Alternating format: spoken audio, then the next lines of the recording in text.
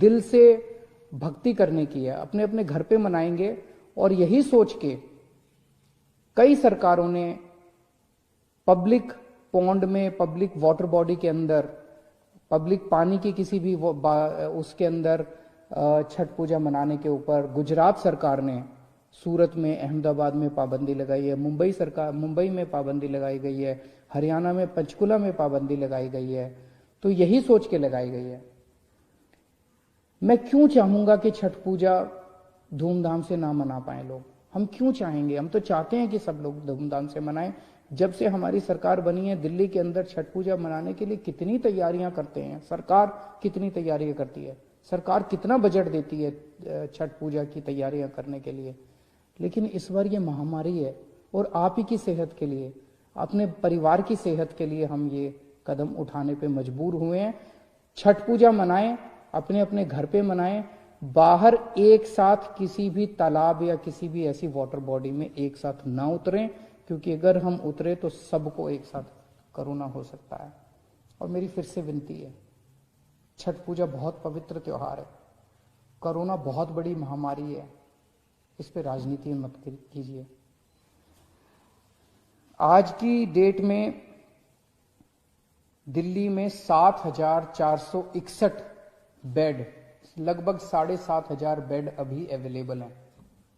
दिल्ली सरकार के अस्पतालों में, केंद्र सरकार के अस्पतालों में, प्राइवेट अस्पतालों में मिला के 7,461 बेड अवेलेबल हैं। लगभग 446 आईसीयू अभी अवेलेबल हैं। 450 के करीब मोटा मोटा मान लेते हैं आईसीयू अवेलेबल है। और सरकार ने आज कुछ अहम निर्णय लिए हैं बेड, कोरोना के बेड बढ़ाने के लिए और आईसीयू बेड्स बढ़ाने के लिए। अभी पिछले हफ्ते हम लोगों ने कोर्ट की इजाजत के बाद लगभग 30-32 अस्पतालों के 80% आईसीयू बेड्स हमने कोरोना के लिए चिन्हित कर दिए थे।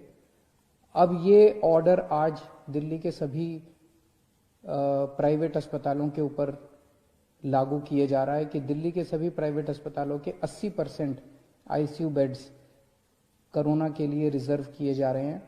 इससे हमें उम्मीद है कि लगभग 300 से 400 और बेड्स प्राइवेट अस्पतालों के अंदर उपलब्ध हो जाएंगे। जो नॉर्मल बेड्स हैं, नॉन आईसीयू बेड्स हैं, आईसीयू के अलावा जो दूसरे बेड्स हैं, वो अभी तक 50% बेड्स प्राइवेट अस्पतालों में कोरोना के लिए रिजर्व थे। अब इनको बढ़ा के 60% बेड्स को कोरोना के लिए कुछ दिनों के लिए रिजर्व किया जा रहा है, जब तक ये महामारी पीक चल रही है। उसी तरह से जितनी नॉन क्रिटिकल प्लान्ड सर्जरीज हैं, जैसे आपको टॉन्सिल है, मान लीजिए टॉन्सिल का ऑपरेशन कराना है, डॉक्टर ने कल की डेट दे रखी है, लेकिन वो टॉन्सिल का तो ऑपरेशन अगले महीने भी हो सकता है, कोई क्रिटिकल नहीं है। इसी तरह से कई सारी सर्जरीज होती हैं जिनको क्या कहा जाता है, प्लान्ड सर्जरीज। क्रिटिकल नहीं होती, 2 महीने बाद हो जाए, महीने बाद हो जाए, कोई फर्क नहीं पड़ता। ऐसी non critical surgeries, non critical planned surgeries को कुछ दिन के लिए पोस्टपोन करने के लिए सभी अस्पतालों को कहा जा रहा है।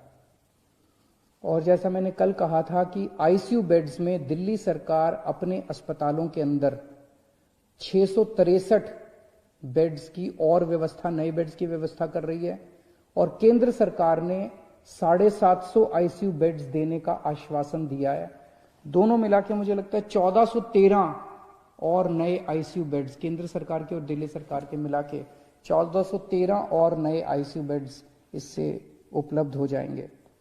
मैं अपने सभी डॉक्टर्स का और कर्मचारियों का शुक्रिया अदा करना चाहता हूं, उनको सैल्यूट करना चाहता हूं। उन्होंने जिस तरह से न केवल मेहनत की है, उन्होंने सूझबूझ के साथ जिस तरह से दिल्ली के अंदर कोरोना का मैनेजमेंट किया है, ऐसा मैनेजमेंट दुनिया के बड़े बड़े देशों में और दुनिया के बड़े बड़े शहरों में नहीं देखा गया।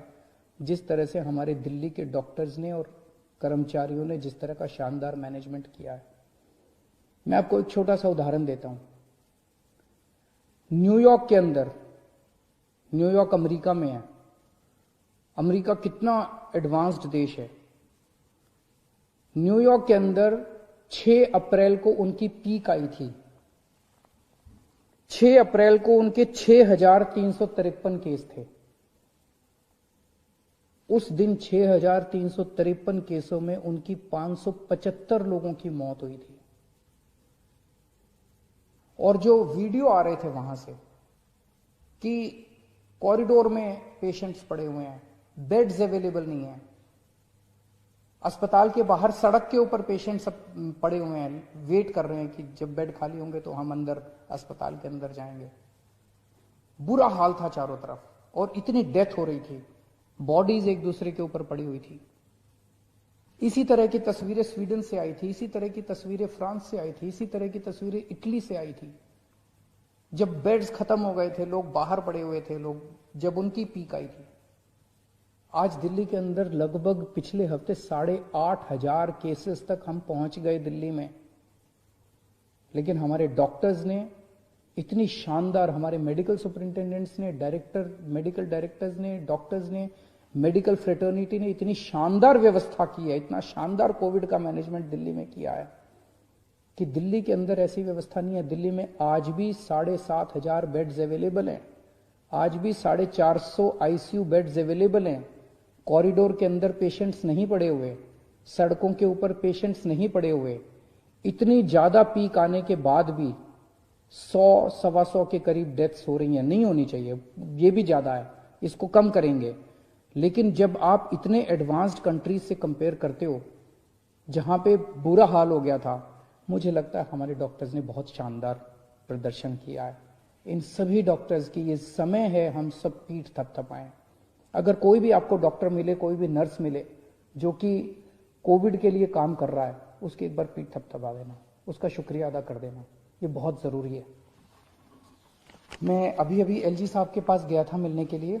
मैं एलजी साहब को सारी कोरोना की जो दिल्ली की परिस्थिति है उससे उनको अवगत करा के आया। हम दोनों ने माना कि दिल्ली के अंदर जहां जहां दिल्ली में बहुत सारे लोग मास्क पहन रहे हैं, लेकिन कई लोग अभी भी मास्क पहनते नहीं हैं, तो लोगों को मास्क पहनवाने के लिए कई बार जब कहने से बात नहीं बनती तो फिर थोड़ा सा टाइट करना पड़ता है। तो फाइन अभी 500 रुपए था, इसको बढ़ा के 2,000 रुपए फाइन किया जा रहा है कि जो जो मास्क नहीं पहनेगा उसके ऊपर 2,000 रुपए का फाइन लगाया जाएगा। मेरी सबसे अपील है, इस टाइम मैं दिल्ली के सभी लोगों से अपील करना चाहता हूं, जितनी सामाजिक संस्थाएं हैं, जितनी धार्मिक संस्थाएं हैं, जितनी पॉलिटिकल पार्टीज हैं। आज मैंने पॉलिटिकल पार्टीज को भी यही कहा, मैंने कहा कि आप अपने सारे कार्यकर्ताओं को सड़क पे उतारिए और उनको मास्क देके भेजिए कि वो मास्क बांटे। कोई अगर सड़क के ऊपर मिले जिसने मास्क नहीं पहना हुआ, जितनी धार्मिक संस्थाएं हैं उनसे भी मेरी यही निवेदन है, सबको मास्क बांटिए। अगर आपने मास्क पहन लिया, आपके कोरोना होने के चांसेस बहुत ज्यादा कम हो जाते हैं। तो मेरी सभी संस्थाओं से, धार्मिक संस्थाओं से, सामाजिक संस्थाओं से, पॉलिटिकल पार्टी से सबसे निवेदन है कि अपने अपने कार्यकर्ताओं को मास्क देके सड़क पे उतारिए कि वो मास्क सबको बांटे कि सब लोग मास्क जरूर पहने। अगर आप मास्क पहन लेते हैं तो आप कोरोना से काफी हद तक बच सकते हैं। और अगर आप एक किसी को मास्क पहना देते हैं तो आप ये सोचिएगा कि उसको कोरोना से बचाने का आपको पुण्य हो गया। एक आदमी को आपने कोरोना होने से बचा लिया, इस बात का आपको पुण्य हो गया, इस बात का आपको सुकून मिल सकता है। नमस्कार।